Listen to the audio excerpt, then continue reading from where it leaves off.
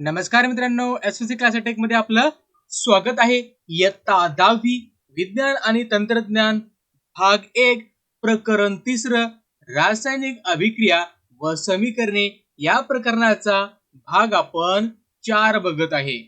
आणि या प्रकरणाचे 3 भाग जर तुम्हाला बघायचे असतील तर व्हिडिओच्या डिस्क्रिप्शन मध्ये त्यांच्या लिंक दिलेल्या आहेत, तिथं जा आणि हे सर्व भाग बघा.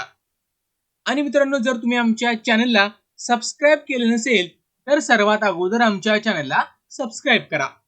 असे व्हिडिओ जर बघायचे असतील तर, किंवा तुम्ही आम्हाला व्हॉट्सअप सुद्धा करू शकता किंवा आमच्या टेलिग्राम चॅनल सुद्धा जॉईन करू शकता.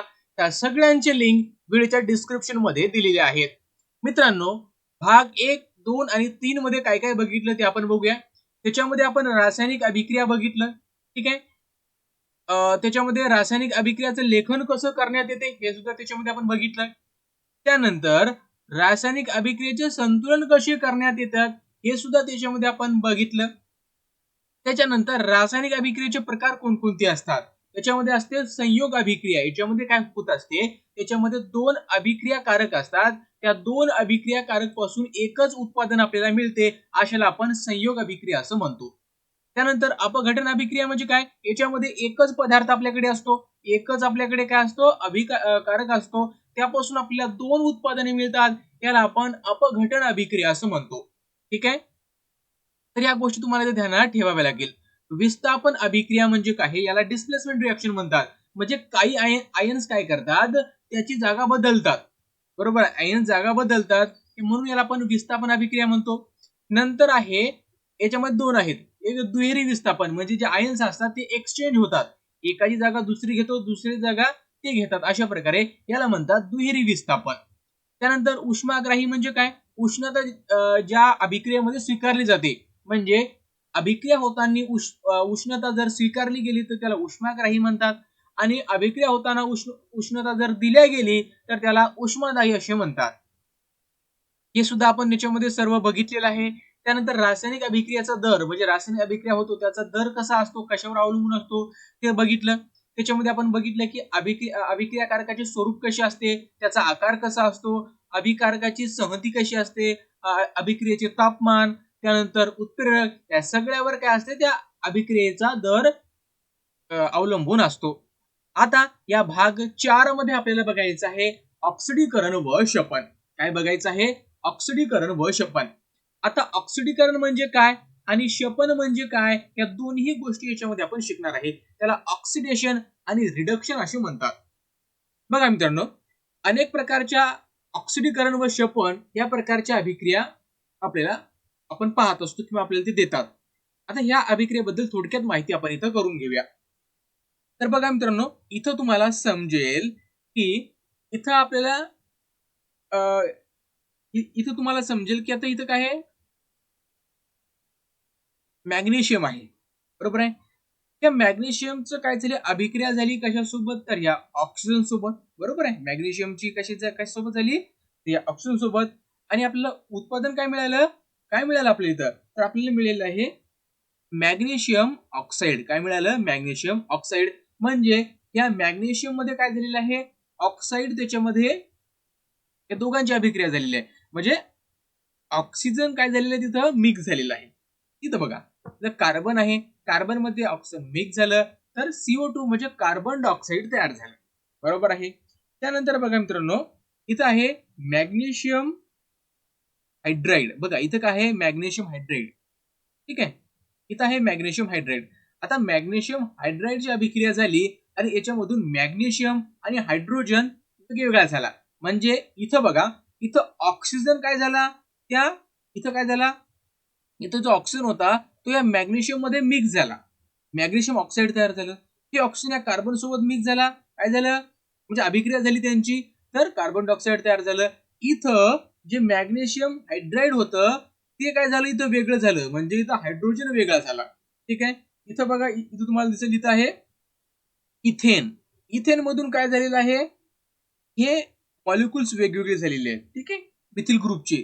म्हणजे यावरून आपल्याला काय समजलं की ऑक्सिजन ऍड होणं किंवा हायड्रोजन निघून जाणं, याला सुद्धा आपण काय म्हणतो, याला सुद्धा आपण ऑक्सिडीकरणची अभिक्रिया म्हणतो. बघा आता ज्या रासायनिक अभिक्रियेत अभिकारकाचा ऑक्सिजनची संयोग होतो, म्हणजे इथं आपण बघितलं ऑक्सिजनची काय झाला संयोग झाला, किंवा ज्या रासायनिक अभिक्रियेत अभिक्रियाकारकातून हायड्रोजन निघून जातो, इथं आपण बघितलं मॅग्नेशियम हायड्राइड मधून काय झाला हायड्रोजन निघून गेला व उत्पादन मिळते, अशा अभिक्रियेला ऑक्सिडीकरण अभिक्रिया अशी म्हणतात. आता ऑक्सिडीकरण म्हणजे काय, ज्याच्यामध्ये ऑक्सिजनचा संयोग होतो किंवा हायड्रोजन निघून जातो, ऑक्सिजनचा संयोग होतो किंवा हायड्रोजन निघून जातो, अशाला म्हणायचं ऑक्सिडीकरण अभिक्रिया. काय म्हणायचं ऑक्सिडीकरण अभिक्रिया. तर तुम्हाला या सगळ्या गोष्टी इथं समजल्या असतील. चला अजून एक आपल्याकडे एक आहे बघा, उदाहरण दिलेलं आहे. इथं बघा इथिल अल्कोहोल आहे, CH3CH2OH हे आहे इथिल अल्कोहोल. ठीक आहे. आता बघा मित्रांनो, या इथिल अल्कोहोल बघा काय झालेली आहे, याच्यामधून ऍसिटिक ऍसिड तयार झालेलं आहे. काय तयार झालेलं आहे ऍसिटिक ऍसिड. म्हणजे बघा अल्कोहोल या अभिकारकाच्या ऑक्सिडीकरणासाठी, म्हणजे याच्या ऑक्सिडीकरणासाठी आम्लयुक्त पोटॅशियम डायक्रोमेट ऑक्सिजन, म्हणजे बघा इथं आहे. ठीक आहे. पोटॅशियम डायक्रोमेट ऑक्सिजन काय करतो उपलब्ध करून देतो. म्हणजे या पदार्थाच्या ऑक्सिडीकरणासाठी पोटॅशियम डायक्रोमेट काय करतो ऑक्सिजन उपलब्ध करून देतो. ठीक आहे. असे जे रासायनिक पदार्थ असतात, म्हणजे बघा इथं आपल्याला दिसते इथं आहे पोटॅशियम डायक्रोमेट आहे, डायक्रोमेट ऑक्सिजन आहे. ठीक आहे. हायड्रोजन सल्फाइड आहे. तर असे जे पदार्थ असतात, ठीक आहे, असे जे पदार्थ असतात जे ऑक्सिजन उपलब्ध करून देतात, कशासाठी तर ऑक्सिडीकरण होण्यासाठी. ठीक आहे. ठीक आहे. तर अशाला काय म्हणतात ऑक्सिडंट म्हणतात. काय म्हणतात ऑक्सिडक किंवा ऑक्सिडंट म्हणतात. काय म्हणतात ऑक्सिडक किंवा ऑक्सिडंट, त्याला अशी आपण म्हणत असतो. कशाला म्हणायचं जे ऑक्सिजन उपलब्ध करून देतात, कशासाठी ऑक्सिडीकरण घडून आणण्यासाठी. ठीक आहे. चला समोर जाऊया. आता बघा मित्रांनो, इथे तुम्हाला दिसेल नियंत्रित ऑक्सिडीकरण घडून आणण्यासाठी विविध रासायनिक ऑक्सिडक वापरतात. आता सांगितलं आपल्याला ऑक्सिडक म्हणजे काय, जे ऑक्सिजन उपलब्ध करून देतात, त्यासाठी ऑक्सिडीकरण घडून आणण्यासाठी. ठीक आहे. तर त्याला आपण काय म्हणतो ऑक्सिडक किंवा ऑक्सिडंट असं म्हणतो. तर बघा मित्रांनो, इथे तुम्हाला दिसेल पोटॅशियम डायक्रोमेट ऑक्सिजन. ठीक आहे. त्यानंतर KMnO4 म्हणजे KMnO4 म्हणजे काय, याला म्हणतो आपण पोटॅशियम पर मॅग्नेट, पोटॅशियम पर मॅग्नेट. ठीक आहे. हे काही नेहमीच्या वापरातील रासायनिक ऑक्सिड नाही, तर याचं नाव तुम्हाला ध्यानात ठेवावं लागेल. हायड्रोजन परऑक्साईड H2O2 हा सौम्य ऑक्सिडक म्हणून वापरला जातो. जे हायड्रोजन परऑक्साईड असतो H2O2 हा काय केला जातो हायड्रोजन परऑक्साईड म्हणून वापरला जातो. ओझोन O3 हा सुद्धा एक रासायनिक ऑक्सिडकच आहे. रासायनिक ऑक्सिडकापासून निर्माण झालेल्या नवजात ऑक्सिजन ऑक्सिडीकरणासाठी वापरला जातो. म्हणजे बघा मित्रांनो, आता या ऑक्सिडकापासून जे काही नवजात ऑक्सिजन तयार होते, त्याला आपण असं एखाद्या ब्रॅकेटमध्ये दाखवतो. हे नवजात ऑक्सिजन आहे, म्हणजे ऑक्सिजन तयार करण्याची क्रिया इथं सुरू आहे, याचा अर्थ असा होतो. ठीक आहे. इथं बघा इथं O3 आहे, बरोबर आहे. O3 पासून काय झालं इथं O2 तयार झालं आणि इथं ऑक्सिजन तयार होत आहे. बघा इथं H2O2 हायड्रोजन पर ऑक्साईड, त्यामुळे H2O पाणी तयार झालं. इथं काय होत आहे ऑक्सिजन तयार होत आहे. त्यानंतर बघा मित्रांनो, इथं पोटॅशियम डायक्रोमेट ऑक्सिजन, त्याच्यापासून बघा मित्रांनो त्याची अभिक्रिया झाली H2SO4 सोबत, त्यासोबत H2SO4 सोबत. त्यानंतर बघा K2SO4 प्लस Kr2SO4. ठीक आहे. Kr2SO4 म्हणजे क्रोमियम सल्फेट. ठीक आहे. प्लस H2SO4 प्लस O3, म्हणजे इथं बघा काय झालेलं आहे, इथं बघा हे ऑक्सिजन इथं तयार होत आहे. काय होतं इथं ऑक्सिजन तयार होत आहे. जे नवजात ऑक्सिजन असते, म्हणजे ऑक्सिजन नेमकं तयार होते, तयार होण्यापूर्वीची जी अवस्था असते ऑक्सिजनची, ठीक आहे, त्याला अशा प्रकारे दाखवले जाते. कशा प्रकारे दाखवले जाते अशा प्रकारे दाखवले जाते. आता बघा, आता जरा डोके तलावामध्ये आपल्याला एक दोन प्रश्न विचारले आहे. पेयजलाच्या शुद्धीकरणासाठी कोणता ऑक्सिडक वापरला जातो? पेयजल शुद्धीकरणासाठी तुमच्या गावामध्ये जर पाण्याची टाकी असेल तर तुम्हाला हे प्रश्न माहित असतील. ठीक आहे. आता याच्यासाठी बघा काय करतात, तर जी पेयजल शुद्धीकरणासाठी काय केले जाते, विरंजक चूर्ण किंवा त्याला आपण ब्लिचिंग पावडर नाव ऐकलं असेल तुम्ही. ब्लिचिंग पावडर नाव ऐकले का तुम्ही कधी? हो ऐकलं असेल. ठीक आहे. ब्लिचिंग पावडर,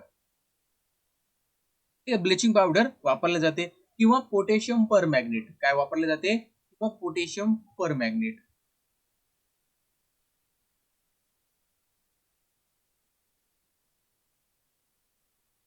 किंवा पोटॅशियम पर मॅग्नेटचा सुद्धा वापर काय केला जातो तर ह्या पेयजलाच्या शुद्धीकरणासाठी वापरला जातो. आता दुसरा प्रश्न आहे, पाण्याच्या टाक्या साफ करताना पोटॅशियम पर मॅग्नेट का वापरतात? बरोबर आहे बघा. आता पाण्याच्या टाक्या साफ करताना पोटॅशियम पर मॅग्नेट वापरतात याचं कारण असं असते कारण तो काही ऑक्सिडीकरण घडून आणतो. काय तो ऑक्सिडीकरण घडून आणतो म्हणजे तो एक काय ऑक्सिडंट आहे. त्याच्यामुळे काय होतं जो जंतू आहे त्यांचा नाश होतो. जंतू असतात त्यांचे काय होतात नाश तिथं आपल्याला पाहायला मिळतो. ठीक आहे समजले. आता बघा मित्रांनो, आता सर्वात महत्वाचं आहे की आपली एवढी अभिक्रिया बघायचं काम नाही. तर बघा मित्रांनो, आता मी तुम्हाला सांगू सर्वात अगोदर हे वाचूया नंतर आपण वरचं घेऊया. कारण हे वाचणं महत्वाचं आहे कारण वरचं तुम्हाला हे समजणार नाही पण हे वाचल्यानंतर लगेच तुम्हाला समजेल. ही निव्वळ आयनिक अभिक्रिया KMnO4 ने घडून आणलेले ऑक्सिडीकरण दर्शवते. फेरस आयनापासून फेरिक आयन बनते. बाबा फेरस आयनापासून फेरिक आयन बनते तेव्हा धनप्रभार एककाने वाढतो. हे होताना फेरस आयन एक इलेक्ट्रॉन गमावतो. यावरून आपल्याला ऑक्सिडीकरण म्हणजे एक किंवा अधिक इलेक्ट्रॉन गमावणे. आता सर्वात महत्वाचं ऑक्सिडीकरण म्हणजे काय तर बघा मित्रांनो, ऑक्सिडीकरण म्हणजे काय ज्या वेळेस आपण म्हणतोय ज्या वेळेस एक किंवा अधिक इलेक्ट्रॉन गमावणे याला सुद्धा आपण ऑक्सिडीकरण म्हणतो. इथं बघा, इथं फेरस आहे. फेरसची इथं 2 आयन्स आहेत. बरोबर आहे. 2 आयन आहेत म्हणजे काय आहे इथून 2 इलेक्ट्रॉन काय केलेले आहेत निघून गेलेले आहेत म्हणून इथं काय झालेले आहेत फेरसची 2 आयन तयार झालेले आहेत. बरोबर आहे. पण ज्या वेळेस याचं ऑक्सिडीकरण होते त्यावेळेस काय होतो त्यावेळेस याचा एक आयन वाढतो म्हणजे एक आयन वाढतो म्हणजे काय आहे 3 इलेक्ट्रॉन याच्यातून निघून गेले म्हणून इथं 3+ आलेला आहे. म्हणजे एक किंवा अधिक इलेक्ट्रॉन गमावणे. ठीक आहे म्हणजे त्याला आपण काय म्हणतो ऑक्सिडीकरण म्हणतो. समजले. या बाकीच्या गोष्टी आपल्याला बघायचंच काम नाही. ठीक आहे चला सांगा भाऊ मध्ये बघूया. रासायनिक समीकरण 6 पहा. वनस्पती तेलापासून वनस्पती तूप तयार करणे ही कोणत्या प्रकारची अभिक्रिया वाटते? चला तर सर्वात अगोदर आपण बघूया की ती अभिक्रिया कोणती आहे. तर बघा मित्रांनो 6 नंबरची अभिक्रिया ही आहे वनस्पती तेल बरोबर आहे अधिक हायड्रोजन. म्हणजे ह्या दोघांची अभिक्रिया झाली. ठीक आहे ह्या दोघांची अभिक्रिया झाली तर काय तयार झालं वनस्पती तूप तयार झालं. म्हणजे काय झालेलं आहे तर या वनस्पती तेलामध्ये हायड्रोजन ची अभिक्रिया झालेली आहे वनस्पती तेलासोबत.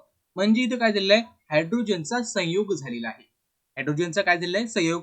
ज्यावेळेस हायड्रोजनचा संयोग होतो त्या अभिक्रियेला आपण काय म्हणतो त्या अभिक्रियेला आपण क्षपन अभिक्रिया म्हणतो. काय म्हणतो क्षपन अभिक्रिया. तुम्हाला समजलं असेल. चला जाऊया आपल्या पेजवर. तर बघा मित्रांनो आपण बघितलं त्याच्यामध्ये हायड्रोजन काय झाला होता हायड्रोजनचा संयोग झाला म्हणून त्याला आपण क्षपन अभिक्रिया अशी म्हणतो. बघा आता ज्या रासायनिक अभिक्रियामध्ये अभिकारके हायड्रोजन प्राप्त करतात. बघा ज्या रासायनिक अभिक्रियामध्ये जे अभिकारके असतात ते हायड्रोजन प्राप्त करतात त्या अभिक्रियांना क्षपन अभिक्रिया अशी म्हणतात. त्या अभिक्रियांना काय म्हणतात क्षपन अभिक्रिया अशी म्हणतात.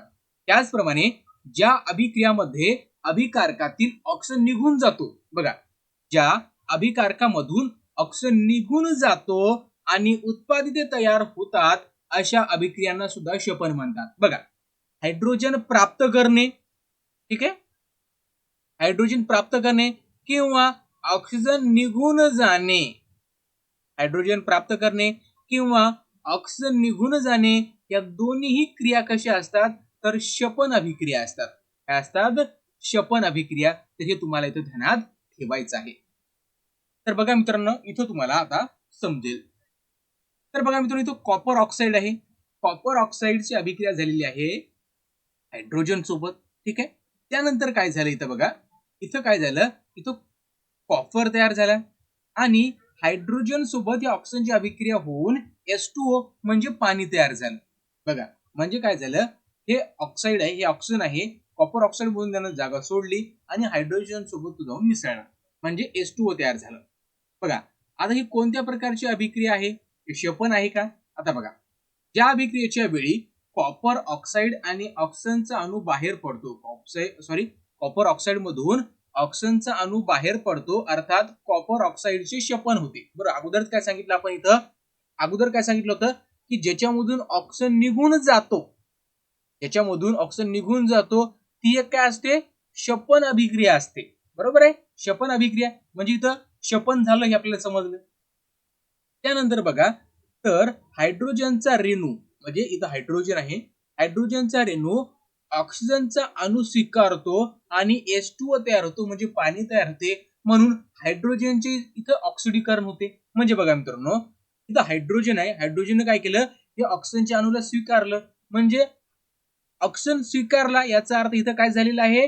ऑक्सिडीकरण झालेलं आहे. काय तयार झालेलं आहे इथं? कोणती अभिक्रिया झालेली आहे? ऑक्सिडीकरणाची.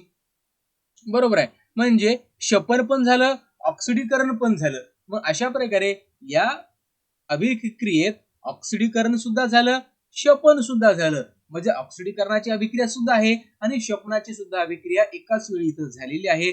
मग अशा वेळी ऑक्सिडिकामुळे क्षपनाचे ऑक्सिडीकरण होते व क्षपकामुळे ऑक्सिजनचे क्षपन होते. म्हणजे बघा मित्रांनो, काय होते? तर ऑक्सिडीकरणामुळे ऑक्सिडीकरण होते, क्षपनामुळे क्षपन होते. अशा दोन्ही अभिक्रिया आपल्याला पाहायला मिळतात. म्हणजे या दोन्ही अभिक्रिया जर झाल्या असेल, म्हणजे ऑक्सिडीकरण पण झालं असेल आणि क्षपन पण झालं असेल, तर अशा अभिक्रियांना आपण काय म्हणतो? रेडॉक्स अभिक्रिया म्हणतो. म्हणजे दोन्ही गोष्टी तिथं आहेत. एक रेडॉक्स रिएक्शन सुद्धा आहे. बरोबर आहे? सॉरी, रेडॉक्स रिएक्शन म्हणजे काय आहे? त्याच्यामध्ये रिडक्शन आहे, म्हणजे क्षपन सुद्धा आहे, अधिक ऑक्सिडीकरण सुद्धा आहे. क्षपन म्हणजे काय? क्षपन म्हणजे काय आहे? ऑक्सिजन मोकळा होणं किंवा हायड्रोजन घेणं, क्षपन म्हणायचं. हायड्रोजन घेणं किंवा ऑक्सिजन देणं याला क्षपन म्हणायचं. आणि ऑक्सिजनची अभिक्रिया कशासोबत होणं? ऑक्सिजन स्वीकारणं दुसऱ्या एखाद्या पदार्थानं, दुसऱ्या एखाद्या मूलद्रव्यानं, त्याला आपण ऑक्सिडीकरण म्हणतो. मग इथं ऑक्सिडीकरण पण झालं, म्हणजे क्षपन पण झालं, ऑक्सिडीकरण पण झालं. मग या अभिक्रियेला म्हणायचं रेडॉक्स रिएक्शन. याला काय म्हणायचं? Redox reaction. चला जरा डोके चालवमध्ये आपल्याला दिलेलं आहे. रेडॉक्स अभिक्रियाची आणखी काही उदाहरणे पुढील प्रमाणे आहेत. त्याच्यातील क्षपनक व ऑक्सिडीकरण कोणते ते आपल्याला ओळखायचे आहे. तर बघा मित्रांनो, H2S प्लस SO4. ठीक आहे. आता बघा मित्रांनो, H2SO4 मध्ये काय झालेलं आहे? जरा डोके चालवमध्ये आपल्याला काय दिलेलं बघा. रेडॉक्स अभिक्रियाची काही उदाहरणे आपल्याला दिलेली आहेत. त्याच्यातील क्षपनक व ऑक्सिडक कोणती आहेत ते आपल्याला ओळखायचं आहे. तर बघा मित्रांनो, क्षपनक म्हणजे काय? तर असे पदार्थ की ज्याच्यामधून जे हायड्रोजन असतात, ठीक आहे, हायड्रोजन तो प्राप्त करतो किंवा ऑक्सिजन देतो. ठीक आहे. तर इथं जर आपण बघितलं, तर या अभिक्रियेमध्ये जर आपण बघितलं, तर याच्यामध्ये क्षपनक हा कोणता आहे? H2S आहे. हा काय आहे? क्षपनक आहे. हा क्षपनक आहे. बरोबर आहे. हा काय आहे? क्षपनक आहे. आणि SO2 काय आहे? हा ऑक्सिडक आहे. हा काय आहे? ऑक्सिडक आहे. त्यानंतर बघा खाली जर बघितलं, तर HCl बघा, हा HCl हा काय आहे? क्षपनक आहे. ठीक आहे. काय आहे? क्षपनक. क्षपनक. ठीक आहे. त्यानंतर बघा, MnO2 हा काय आहे? ऑक्सिडक आहे.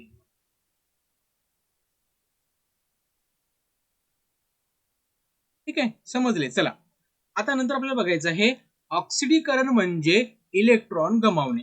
आपण बघितलं ऑक्सिडीकरण म्हणजे काय आहे? एक किंवा एकापेक्षा जास्त इलेक्ट्रॉन गमावणे. तर क्षपन म्हणजे काय?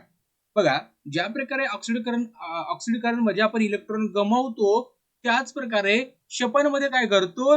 एक किंवा अधिक इलेक्ट्रॉन कमावतो. कमावतो म्हणजे मिळवतो. बरोबर आहे. याच्यामध्ये गमावतो, तर क्षपन मध्ये काय करतो आपण? इलेक्ट्रॉन गेन करतो म्हणजे मिळवतो. आता हे Fe बघा, Fe3+ म्हणजे इथं 3 आयन आहेत. ठीक आहे. याचं क्षपन होऊन Fe चे 2 आयन तयार झालेत. याचा अर्थ काय झाला की याच्यामध्ये जी की याच्यामध्ये 3 इलेक्ट्रॉन कमी आहेत, बरोबर आहे. Fe3+ मध्ये काय आहे, 3 इलेक्ट्रॉन कमी आहेत, म्हणून याच्यावर 3+ असा काय आलेला आहे, प्रभार आलेला आहे, बरोबर आहे. मग ज्याच्यामध्ये जर आपण 1 इलेक्ट्रॉन टाकला तर काय होईल, 1 इलेक्ट्रॉन टाकला, 1 इलेक्ट्रॉन म्हणजे काय असतो, ऋण असतो. 1 इलेक्ट्रॉन टाकला म्हणजे काय येईल, 2+, बरोबर आहे. म्हणजे 2+ आलेला आहे. मग याला आपण संज्ञेचा वापर करून कसं लिहिणार, तर बघा मित्रांनो, Fe3+ प्लस, आता एकच इलेक्ट्रॉन टाकण्याची गरज आहे. इलेक्ट्रॉन कोणत्या चार्ज असतो, मायनस. तर आपल्याला मिळेल, हे मोठा एफ घ्या, F2+, ठीक आहे. अशा प्रकारे समजले. आय होप तुम्हाला सगळ्या गोष्टी इथं समजल्या असतील. नंतर विचार करामध्ये आपल्याला एक प्रश्न विचारलेला आहे, घरातील ॲल्युमिनियमच्या भांड्यांच्या पृष्ठभागावरील चकाकी काही दिवसांनी कमी होऊन ती निस्तेज होतात, असे का होते. तर बघा मित्रांनो, याच्या मागे कारण आहे. याच्या मागे काय कारण आहे, तर कोणतं कारण आहे ते आपण आता इथं बघूया. आता काही वेळाने काय होते, किंवा काही दिवसाने जी ॲल्युमिनियमची भांडी असतात ती काळी पडायला सुरुवात होते. आता कसं काय होते, कारण जे ॲल्युमिनियम आहे ते ॲल्युमिनियमचं काय होते, ऑक्सिडीकरण तिथं व्हायला सुरुवात होते. काय होते, ऑक्सिडीकरण. आणि ऑक्सिडीकरण तयार झाल्यामुळे ॲल्युमिनियम ऑक्साईड तयार होते, Al2O3. हे त्याच्यावर एक बारीक थर त्याच्यावर तयार होतो, कशाचा, ॲल्युमिनियम ऑक्साईडचा. त्याच्यामुळे त्याची काही जी चकाकी असते ती कालांतराने नाहीशी होते. कालांतराने काय होते, नाहीशी होते. बघा, अणूवरील किंवा आयनावरील धनप्रभार जेव्हा वाढतो किंवा ऋणप्रभार कमी होतो तेव्हा त्याला ऑक्सिडीकरण म्हणतात. बघ, काय ध्यान ठेवायचं आहे, धनप्रभार जेव्हा किंवा ऋणप्रभार कमी होतो, बघा, अणूवरील किंवा त्याच्या आयनावरील धनप्रभार वाढतो. धनप्रभार वाढतो याचा अर्थ काय, त्याच्यामधून इलेक्ट्रॉन निघून गेले. किंवा ऋणप्रभार कमी होतो. ऋणप्रभार कमी का झाला, ऋणप्रभार का झाला, कारण त्याच्यामध्ये इलेक्ट्रॉन आले, काही मिसळले, ठीक आहे. नाही, ऋणप्रभार कमी झाला. ऋणप्रभार कमी झाला म्हणजे काय झालं, त्याच्यामध्ये धनप्रभार आले, ठीक आहे. तेव्हा त्याला ऑक्सिडीकरण असे म्हणतात. जेव्हा धनप्रभार कमी होतो किंवा ऋणप्रभार वाढतो त्याला क्षपन म्हणतात. म्हणजे दोन गोष्टी लक्षात ठेवायच्या. धनप्रभार वाढतो किंवा ऋणप्रभार कमी होतो. धनप्रभार वाढतो किंवा ऋणप्रभार कमी होतो त्याला ऑक्सिडीकरण म्हणायचं, बरोबर आहे, ऑक्सिडीकरण म्हणायचं. आणि ज्यावेळेस धनप्रभार कमी होतो व ऋणप्रभार वाढतो याला क्षपन म्हणायचं. काय म्हणायचं, क्षपन म्हणायचं. हे तुम्हाला दिसेल, ठीक आहे. Fe त्याचं ऑक्सिडीकरण झालं, FeO तयार झालं. पुन्हा याचं ऑक्सिडीकरण झालं, Fe2O3 तयार झालं. क्षपन झालं याचं, पुन्हा FeO तयार झालं. पुन्हा याचं क्षपन झालं तर Fe तयार झालं. तर ही गोष्टी तुम्हाला ध्यानात ठेवायची आहे. आता बघा, पेशीमधील श्वसनादरम्यान रेडॉक्स अभिक्रिया घडत असते. म्हणजे ज्यावेळेस आपले जे पेशी असतात शरीरामध्ये ते श्वसन करतात त्यावेळेस काय होतात, रेडॉक्स रिएक्शन किंवा रेडॉक्स अभिक्रिया तिथं होत असते. तेथे सायटोक्रोम ही ऑक्सिडेज या विकारांचा रेणू इलेक्ट्रॉनची वहन करून ही अभिक्रिया घडवून आणतो. कोणता असतो तो, सायटोक्रोम. याने ठेवा, ठीक आहे. त्याला जाऊया समोर. त्यानंतर आपल्याला बघायचं आहे क्षरण, त्याला करोजन आपण म्हणतो. काय म्हणतो, करोजन. करोजन म्हणजे काय आहे, तर आपण तुम्ही बघितलं घरामध्ये जंग वगैरे चढतो कशावर, त्याला ठीक आहे आपण म्हणतो. तर बघा मित्रांनो, आता इथं आपल्याला क्षरण बघायचं, त्याला आपण करोजन असं म्हणतो. आता आपल्याकडे काय करायचं आहे, 4 आपल्याला टेस्ट ट्यूब घ्यायचे आहे. एकामध्ये उकळलेले पाणी आणि तेलाचा थर टाकायचा आहे. दुसऱ्यामध्ये मिठाचे द्रावण घ्यायचं आहे. तिसऱ्या याच्यामध्ये काहीच घ्यायचं नाही. आणि चौथ्या याच्यात हवा व निर्जल कॅल्शियम क्लोराईड घ्यायचं आहे.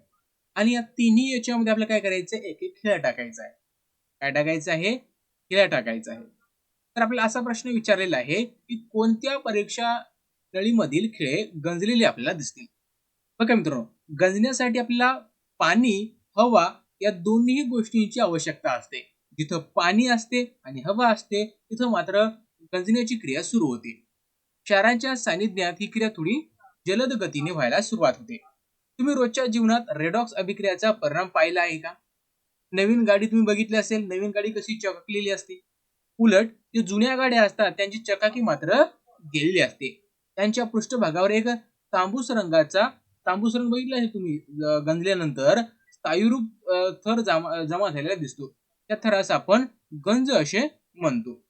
त्याचे रासायनिक सूत्र आहे त्या गंजाचे Fe2O3S2O. ठीक आहे. हे गंजल्यानंतर हे त्याचं रासायनिक सूत्र आहे. लोखंडावरील गंज सरळपणे ऑक्सिजनची लोखंडाच्या पृष्ठभागाशी अभिक्रिया होऊन तयार होत नाही, तर हा गंज विद्युत रासायनिक अभिक्रियाने तयार होतो. म्हणजे तिथं काय होते, विद्युत रासायनिक अभिक्रिया तयार होते, त्यावेळेस या गंजलेला भाग तयार होतो. आता ही अभिक्रिया कशी असते बघा. आता बघा मित्रांनो, जर आपल्याकडे आयन असेल तर आयनचं काय होईल बघा. आयनचं ज्यावेळेस ऑक्सिडीकरण होईल, आयनचं ज्यावेळेस ऑक्सिडीकरण होईल त्यावेळेस काय होईल, तिथं फेरस तयार होईल. ठीक आहे, फेरसचे आयन्स तयार होतील. ठीक आहे. आता का तयार झाले, कारण याच्यामधून 2 इलेक्ट्रॉन निघून गेले. बरोबर आहे. नंतर काय झाले, हे झालं धनाग्रह म्हणजे एनोड पाशी. धनाग्रह वर ही क्रिया झालेली असते. तिथं काय होतात, तर जे आयन आहे त्याचं ऑक्सिडीकरण होते. ते काय करते, तर त्याच्यामधले इलेक्ट्रॉन देऊन टाकतो. आता ऋणाग्र भागावर O2 चे शोषण होऊन पाणी तयार होते. बरोबर आहे. O2 चे शोषण होऊन काय होते, पाणी तयार होते. बघा इथं O2 प्लस 4H आयन्स आहे. बरोबर आहे. त्याच्यामध्ये 4 इलेक्ट्रॉन येऊन मिसळतात. ठीक आहे. त्यानंतर 2S2O म्हणजे इथं काय तयार होते, पाणी तयार होते. म्हणजे बघा, एकामधून काय होतं, तर इलेक्ट्रॉन निघून जातात, दुसऱ्याच्यात इलेक्ट्रॉन येऊन मिसळतात धनाग्रहावर आणि पाणी तयार होते. मग ज्यावेळेस हे फेरिक असतात, ठीक आहे, ज्यावेळेस हे फेरसचे जे आयन्स असतात, ठीक आहे, हे धनाग्रह भागातून स्थलांतरित होताना तेव्हा त्यांची पाण्याशी अभिक्रिया होते व पुढे ऑक्सिडीकरण होऊन फेरिक आयन तयार होतात. ठीक आहे. आता तुम्ही म्हणसाल हे आयन्स आणि फेरिक आहे. बघा, ज्यावेळेस आयन असतो, आयनची ज्यावेळेस तो दुसऱ्या स्टेज मध्ये असतो कशाच्या, ऑक्सिडीकरणच्या, त्यावेळेस त्याला फेरस म्हणतात. ज्यावेळेस तो तिसऱ्या याच्यामध्ये जातो त्यावेळेस त्याला काय म्हणतात, फेरिक म्हणतात. तर या गोष्टी ध्यानात ठेवा. आता जे फेरिक आयनापासून अविद्राव्य तांबूस रंगाचे सजल ऑक्साईड तयार होते, त्याला गंज असे म्हणतात. ते पृष्ठभागावर जमा होते.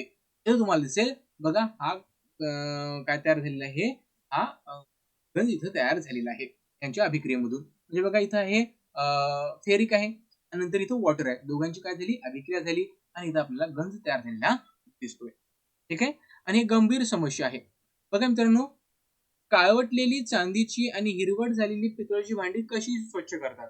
तर बघा मित्रांनो, काळवट पडलेली जी चांदीची भांडी असतात, ठीक आहे, ती स्वच्छ करण्यासाठी आपण काय करत असतो, तर ती स्वच्छ करण्यासाठी आपण काय करतो, उकळलेले पाणी किंवा खाण्याचा सोडा किंवा मीठ याच्या साहाय्याने काय करतो, ही स्वच्छ करतो. आणि जी पितळची भांडी असतात ही काय करतो आपण, लिंबाचा रस, ठीक आहे, लिंबाचा रस किंवा खाण्याचा सोडा, या सगळ्या गोष्टींनी काय करतो आपण, याला स्वच्छ करत असतो. त्याला आता खवटपणा म्हणजे काय, त्याला रॅन्सिडिटी म्हणतात. बघा, जेव्हा जुने शिल्लक राहिलेले खाद्यपदार्थ आपण खाद्यपदार्थ तयार करण्यासाठी वापरत असतो.